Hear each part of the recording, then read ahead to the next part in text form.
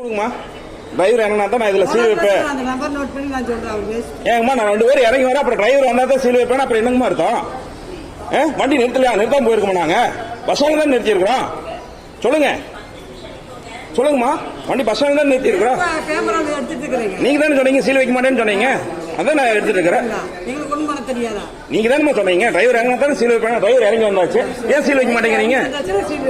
ஏன் வைக்க மாட்டீங்க? அதான் இறங்கி வந்தாச்சு இல்ல, எப்படி நீங்க வைக்க மாட்டேன்னு சொல்லல? இறங்கி வர்றது அங்க விருப்பமா? நீங்க அதை சொல்லக்கூடாது. எங்களுக்கு பசியாதுன்னா அங்க கோயம்புத்தூர்லயே சாப்பிட்டு போட்டு வருங்க.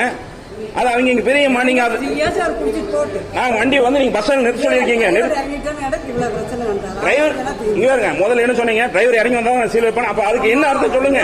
வண்டி நாங்க நிறுத்தாம போயிருக்குமா? காஞ்சி பஸ் ஸ்டாண்ட்ல வண்டி நிறுத்தாம போயிருக்குமா? நாங்க வராம போயிருக்குமா? சொல்லுங்க. அம்மா வந்திருக்காருல, வராம எப்படி போவாங்க?